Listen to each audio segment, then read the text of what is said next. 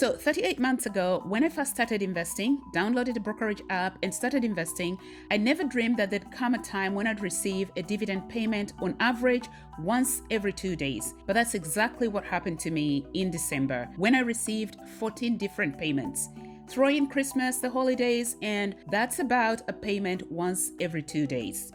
My first dividend payment in October of 2021 was $1.62 for 20 shares of XEI. XEI is a BlackRock dividend ETF. So as we look at the numbers, you'll notice that some of my positions are really small, like 10 shares of a certain stock. But that's okay. That's where most people start. But as you continue to contribute to your portfolio, not only will it grow, but the little dividends that you receive over multiple different positions actually do add up. Helped by time and compounding, that's what fuels the growth of your portfolio. And over time, I'm expecting that I will get enough dividends from my portfolio to allow me to quit my day job. Now, here are 4 quick tips to help you get started investing if you're afraid or you feel unready because you don't have money or you feel unqualified, because that was me in September of 2021. So, number 1, just start, because you will truly never be ready. As I indicated, that was me in September of 2021 until I pulled the plug and decided I'm going to download the app and sign up. And the minute I did that, I was restless. And within 48 hours, I had put money into the brokerage account and bought my first 3 stocks. Yes, we all don't have money. And for the record, I'm in a single income household and I'm a single mother. So a lack of resources, a lack of money to spare, that's a given. That's a staple. Number 2, start small. There are 2 advantages to starting small. 1, affordability, because most people feel like they don't have money to spare. That was me too. Like I said earlier, I started by investing $75 in 3 stocks, and then about 2 weeks later, I was able to find money to add to that position, and I had 20 shares, and that's how I earned my first $1.62. So start small so it does not kink your lifestyle and you do not feel overwhelmed or that you have to sacrifice a lot of things. The second advantage of starting small is that it allows you time to slowly build confidence and eliminate your fears so that you are then more confident and start to look at other positions. So those are the advantages of starting small. Tip number 3, start by investing in index funds and ETFs. ETFs are exchange traded funds. These 2 are a kind of mutual fund. They're a bundle of stocks put together by financial professionals, by large brokerage houses like Vanguard, Fidelity, Charles Schwab, Spider, or even the big banks.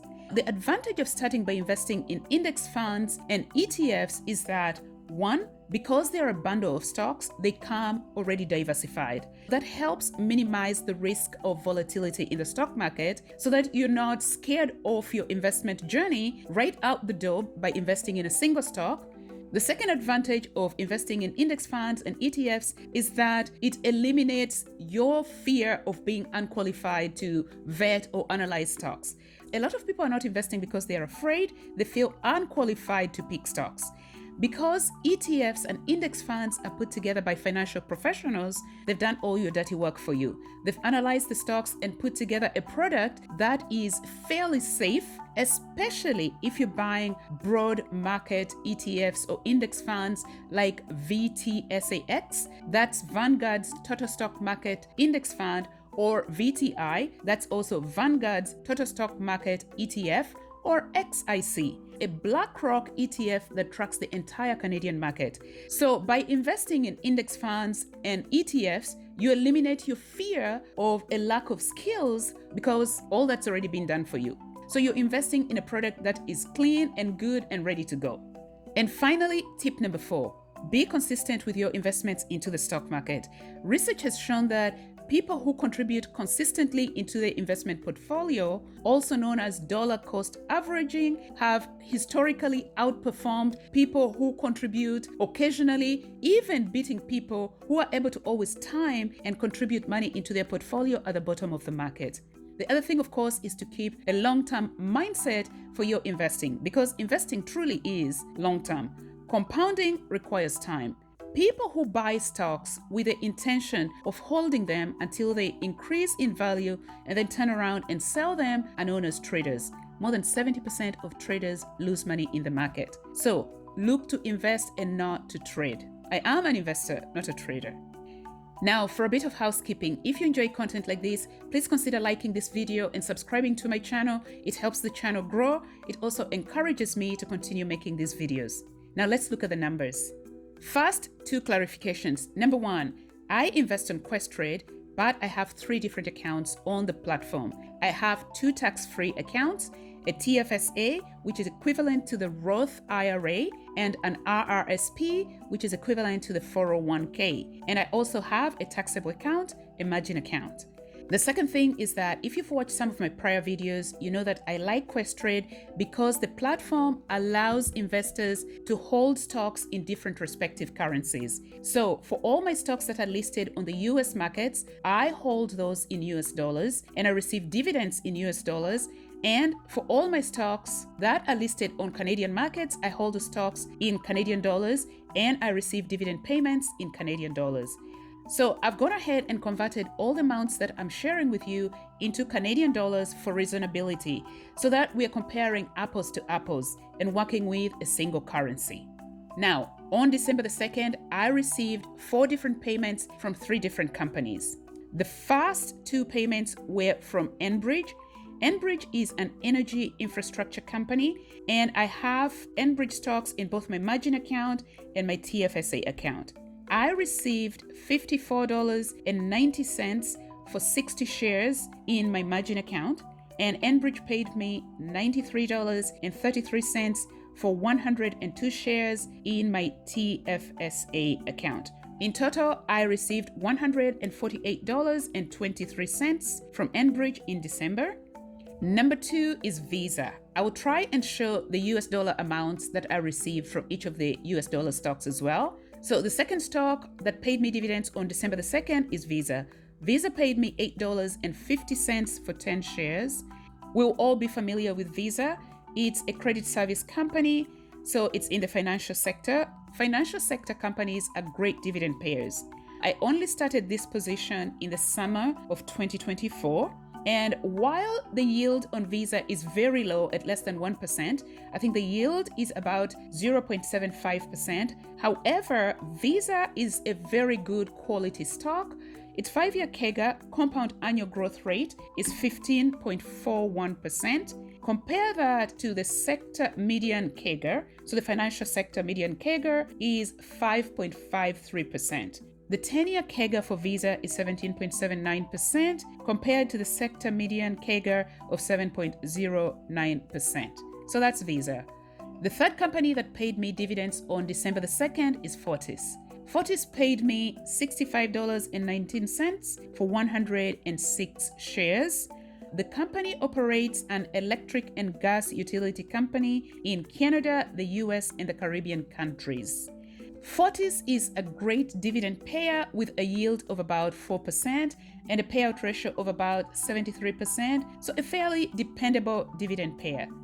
On December the 10th, I received $48.21 from Johnson & Johnson, ticker symbol J&J, for 27 shares. J&J, of course, is a household name, and we all use its products like Tylenol, Imodium, Band-Aid, Visine. It's in the healthcare sector, of course. It is a dividend aristocrat, meaning that it has consistently grown its dividends over the last 25 years. And according to Simply Safe Dividends, it has a very safe dividend score for 2025. So that's December the 10th. On December the 16th, I received 6 different payments from 4 different companies. Charles Schwab paid me 2 different times for SCHD, a popular Schwab dividend ETF, because I have it both in my RRSP and TFSA, and I received $32.37 for 85 shares in my RRSP. I also received $8.74 for 27 shares in my TFSA. The second company that paid me on the 16th is Coca-Cola, ticker symbol KO, and I received $34.92 for 50 shares of Coca-Cola. The fourth payment also came from Schwab. It's for a different ETF, SCHG. That's Schwab's large cap growth ETF, and I received $1.56 for 40 shares. Now, I started the SCHG position in October, likely to boost the growth component of my portfolio. Finally, I received 2 different payments from Alphabet or Google because I own both Class A and Class C. So Google Class A is ticker symbol GOOGL, and I received $6.12 for 25 shares in my TFSA. Google Class C is ticker symbol GOOG, and I received $10.77 for 44 shares also in my TFSA. Next, to the 19th of December. On the 19th of December, I received $28 for 70 shares of Manulife Financial, ticker symbol MFC.TO. I hold this stock in my margin account. Manulife is a dependable dividend payer and operates in the financial sector. It has businesses in insurance, mortgages, banking, all those areas in the financial sector. Currently has a 5-year CAGR of 9.86% and a 10-year CAGR of 10.87%. So it has a good promise for dividend growth, even as it offers a fairly good yield today. On the 26th of December, Vanguard paid me $28.47 for 21 shares of VTI. VTI is Vanguard's total stock market ETF, and it tracks the entire US stock market. That's also a fairly new position for me in 2024. Finally, on December the 31st, I received $28.63 from 98 shares of SPLG. SPLG is a Spider S&P 500 ETF. I also started this position in early October of 24. And like most S&P 500 index funds and ETFs, this ETF is not a big dividend payer as it is dominated by growth stocks. Think the Magnificent Seven, for instance: Alphabet, Amazon, Apple, Microsoft, Meta, Tesla, Nvidia.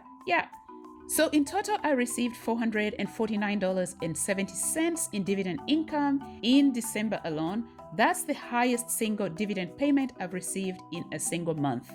So you see what I mean by just start, because you'll never be ready. But once you get started, you'll find that you're motivated as you see your dividend income trickle in, regardless of how much you're receiving. Some dividends, $1 and change, you've seen. So anyway, I hope you enjoyed the video and found it helpful. If you did, please consider liking and subscribing. See you in the next one.